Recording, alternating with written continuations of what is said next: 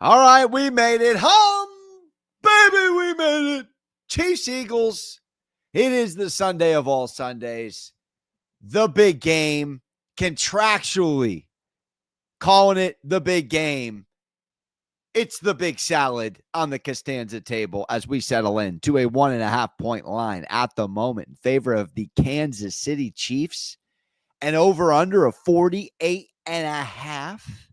Key number juiced completely down the middle at minus 110 on over under. Welcome to another conclusion of a season on the Moneyline Monaco pod. We appreciate you sincerely. Show continues to roll on a fourth football season. I am fascinated with how the sports media landscape has gone throughout the week. And we were going to do the pod earlier in the week and obviously inked a show. Better half hour. Be sure to check it out. MSG Networks, wherever you get your local MSG station. It's a fascinating narrative throughout the week. And you really see a lot of people. You saw it a little even on the Monday night media night, just having way too much top of mind conversation about the refs and the handouts of the Chiefs, and really do the numbers statistically not what you would think the narrative is spun to be. Mahomes being a good sport about it, Kelsey being a good sport about it. At the end of the day, it's overshadowing greatness and a three-peat and something that we should all be enjoying at the forefront of all sports radio conversation, in my opinion. And you start there because on a big game rematch, and there's only been 9 of them, 6-3 to the winner who's won before, and 3-6 to the spot, obviously, that lost. Interestingly enough here, from a just overall trends perspective, this is only the 4th time in a complete rematch on the board. And believe it or not, it's not a great spot if you're looking at it. But in the 3 times it's happened in the big game, teams that win the rematch after the loss, guess who's one of them? Got to remember it clearly. Eagles over Patriots in the Philly special Nick Foles statue game. That's right. Cowboys over Steelers in Super Bowl 30 and old school Washington over Miami in Super Bowl 7. That's teams, again, losing in the Super Bowl round 1, winning round 2. Other way around, 6 complete wins on the history table. But that's just not a lot. So it's rare air here. You're also getting a team to be playing here for a couple of times in the last 3 years. Only been done one other time, early 90s, Cowboys, Bills. If you know the history off the noggin, of course, you know both went to the Dallas Cowboys. Here's another thing to talk out. Now, I can't get over this narrative. I'm just really big on this. Steve Spagnuolo, the man that's carried this defense for years from a DC perspective. He's the defensive coordinator for the Kansas City Chiefs. He's been calling up top-tier concepts since the other man on the other side, Kellen Moore, the OC, offensive coordinator for the Philly Eagles, was learning long division back in elementary school. I mean, this Stevie Spags resume is starting to get out of control. He is in the record books at the top of the table of defensive coordinators in the history of the league. And I can't outfox myself in the idea of just mental chess in the coaching advantage here. In the 2 weeks to prep, that Kellen Moore in his mid-30s, no offense to him, he's a dude. He was obviously in Dallas, didn't really work out in LA with the Chargers, but he's bounced back to Philly, and he's clearly going to get another opportunity as he's already auditioned for a head coach. The reality is he's in his mid-30s. And he's going against Stevie Spags in his mid-60s. And in the grown man animal kingdom, I cannot convince myself otherwise of feeling good when I lay my head Sunday night if I go with the kid against the adult in the room. And I've done it so many years, back to early days on the pod when I had the Bucks with the 3.5 and the money line Costanza double dip on the Chiefs board. Faded Kansas City. Now, got to say this, got to own it. I had the Eagles in round 1. It was painful. I'm in Spain minus the S, Jerry. It was no in enjoyable moment throughout that. And that again, I rewatched to refresh. Phillies up 24-14 at half. Phillies up 27-21 going into the fourth. Mahomes scores quick. Believe it or not, Tony makes a special teams play in addition to catching on a great route, a touchdown. That was a too quick score to go up 35-27 to tie it, ultimately to get the go-ahead field goal from Bucker.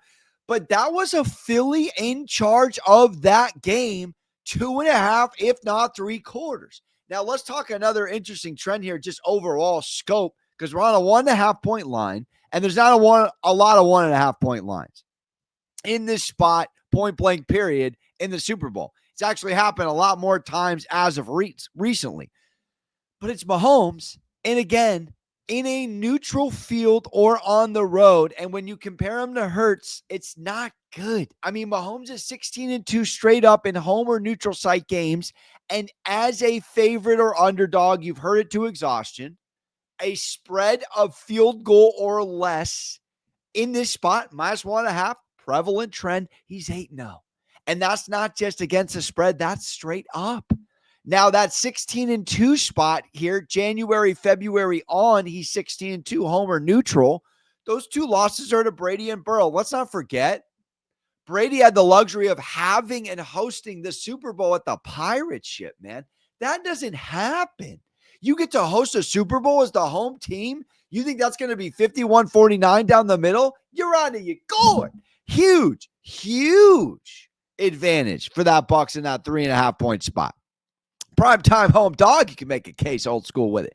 But this is, again, Mahomes, who on paper hasn't been spectacular with the numbers in the Super Bowl, but he's been situationally out of this world. And that's really what football is. Now, interesting on the other side, Vic Fangio, got to give him his credit. This is a number one in points allowed, 17.9 defense. Number one in yards allowed at just under 290. Fifth best in red zone. They're ninth best in third down defensive percentage. They're also the best pass team. Number one yards per pass yards allowed, and they're top 11 in stopping the rush. Here's a huge element to the game, talking just abstractly. Plus 10 in the turnover differential department. Far and away, bar none, the biggest discrepancy and best ROI on the turnover side of things of anyone in the tournament. Your Philadelphia Eagles. -1 to the Kansas City Chiefs. Definitely an advantage there. Now, a little fun trend here that's just worth noting. Wild card team versus a team in a week off actually favors Philly. Pretty big odds. Discrepancy on that trend. Interestingly enough. Now, this is a rematch coaching-wise in the Super Bowl that Sirianni's in that no one's ever done. It's only the 5th rematch of head coaches, and no one's ever won the rematch.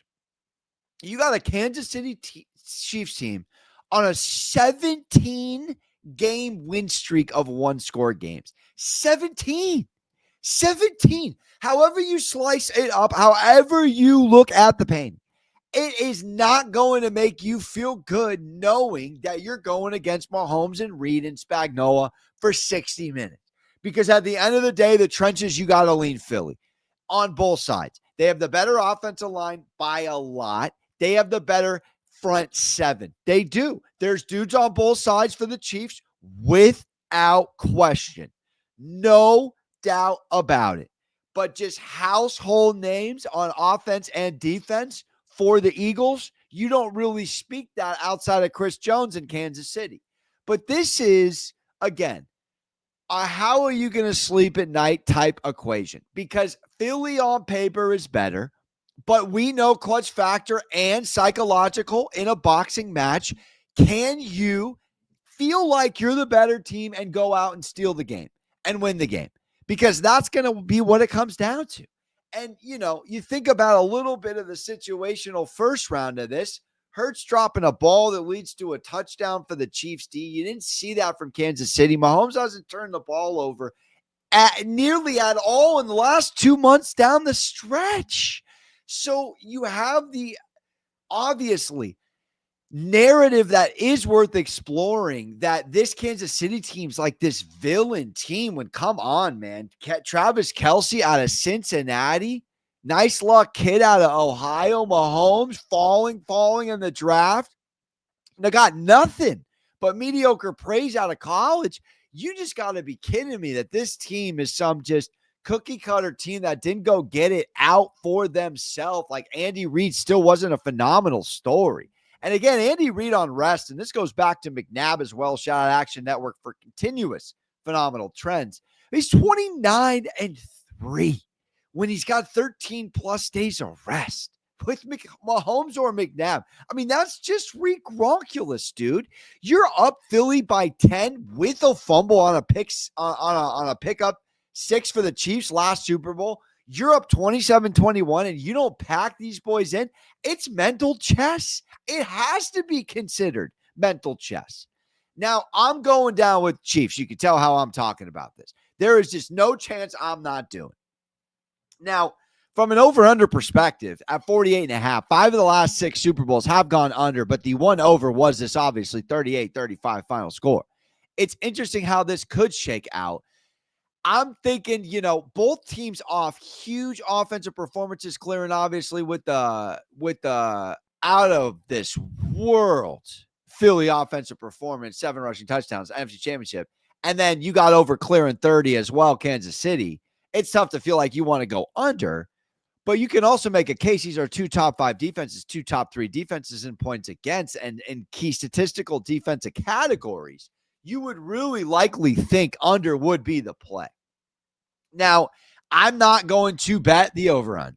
I don't want to sit there and have to fit about both things. I'm on the Chiefs. I'm going to spend the extra cents to take the money line. But yes, -1.5 is the final answer. And as far as props, there's a lot of fun ones. There's a lot of value out there, I feel. And I pinpoint a couple. I think Xavier Worthy is a guy who's just not only on receptions, but also receiving yards impressed over the last 2 months. And it's still a low number at 54.5. Also, the rushing side of things at 5.5 for him to get that on clearly getting looks, jet sweeps, even design runs for the young rook. And if there was such a thing as a hierarchy for really this Creighton type, pass the rock around, everyone average at double figures, offense of receivers for Mahomes, this guy might be at the top. Now, he's obviously gotten Mahomes' trust, but I still think he's a guy that gets involved early and often, and it's got to be worth talking out what Travis Kelce's done historically against this Philadelphia Eagles team. Absolutely torched them, and it's been an impressive Super Bowl, obviously, to watch from his perspective. But 25 receptions and 251 yards, 3 touchdowns in 4 games against the Eagles, off 6 balls, 81 yards in a tug last Super Bowl. It's just got to be considered all things Kelce props. Now, obviously, it's going to be hammered a ton. It's going to be obviously thought, to exhaustion how to bet him. But I think he gets in the end zone. And I think as a cosign on an SGP touchdown, I really do think he's a guy that has to be considered. I also think DeAndre Hopkins and Juju Smith-Schuster are incredibly undervalued on the prop market. You're talking about guys that in one catch can clear a receiving prop at 11.5 for D-Hop and 15.5 for Juju. I mean, let's not forget what Juju did in the playoffs once, and also what he did in the Super Bowl last dance. And this is a guy that caught 7 balls for 53 yards against the Eagles team. Now, yes, turnover, of course, different D on a lot of key player spots. Sure, most certainly. I'm pointing it out because it's the big stage and it's also a trust thing. This is the Super Bowl, baby. You don't have time. You don't have time to get the ball around and make everybody feel good. You go to who you trust, and Juju's a guy that's been with Mahomes. Yes, bobbed and weaved around the roster a couple of times coming back. How you doing? Yes, I'll take a stamp to come back to the Andy Reid Club. And it's worked out every time he's come back. And I think he's a guy just like Kareem Hunt that has to be considered. Now, ironically, synergy here. This is a A.J. Brown spot here. a 69.5 receiving, 5.5 on the receiving prop side of things that I really like that is going to get, I think, over 5.5 catches, making it 6 to clear. But off of a nice little synergy of 6 for 96 in the Super Bowl and 6 for 96 against Washington. Had a obviously Super Bowl touchdown. It was a great play on the left side. It was Hurts going to his weak side. It was a great play. But the guy to remind yourself who's been very quiet is on the Eagles side of things. And I know you're going to forget about it, but at 52.5, I think 100 plus receiving yards, alt lines got to be in the conversation. And again, you're starting to get them at plus 290 for 80, plus 410 for 90, and 6-1 for 100. Starts to get really fun with Devontae Smith. This is a turf game. And Devontae Smith's speed is going to track, just like Worthy from a perspective. If you're thinking about speed kills in this kind of a game, it's Worthy and it's Smith. And come back and bookmark this tweet, babes, because I think that is a great thought and a reminder of what he did for Alabama in the national championship. A guy that absolutely feasted in the first round, went for 7 on 100 on the noggin, and also had a 45-yard catch, but he had 9 targets. And again, big game territory. This is a guy, Hurts, who's played in that spot, ironically, with Devontae at multiple levels. I think Devontae Smith's a fun guy to consider. But at the end of the day, to put this all in a complete package, it's Mahomes, it's Reed, it's Kelsey, it's Jones, it's Spags, it's history, it's a three-peat. It's an enjoyable moment for football history. No one's been able to do this. This is like the 5-minute mile, right? I mean, can you get it done? Can you get it done? Then they go out and do it. I mean, I just love it. I am a Chargers fan. I haven't loved this. But in this moment, at this point, at this juncture, you got to appreciate greatness and you got to wrap your arms around Patrick Mahomes. I mean, the guy's all time. He's a class act. He's all world. This is a son of a baseball player who's a 3-sport athlete, maybe 4 if track included. I never checked. It's just an incredible, incredible human being and leader. And same with Andy Reid. And say what you will, but you got to be happy for guys like that. And again, just never been done in the history of the sport. And you have an opportunity also to bet on history. Now, go ahead and enjoy it if you bet against it. And Philly, yes, from a lot of perspective, is the sharp side, especially on the better half hour when I did it. Definitely the sharp side. But I'm not doing it. I've done it. I've faded Mahomes. I'm 2-2 against him, ATS and straight up in the Super Bowl. Faded him twice, backed him twice. Faded him with Brady, got the dub. Faded him with Hurts and the boys, got the L. And we ain't doing it. We ain't doing it. Stevie Spags puts on a clinic against Kellen Moore, and the 60s grown man strength gets it done. Appreciate you. It's been a blast of a season. And I'm going to come on, keep the pod going, talk NBA. Luka and the Lakers owe you some talk there. Incredible, incredible NBA second half here. But yes, appreciate you so much. Again, don't forget to subscribe, rate, review, and most importantly, don't forget to hug your mothers. We appreciate you as always. And again, ta-ta, real smooth. The Chiefs do it on a 3-peat, and we end the pod football season on a dub. KC hoists the Lombardi Trophy.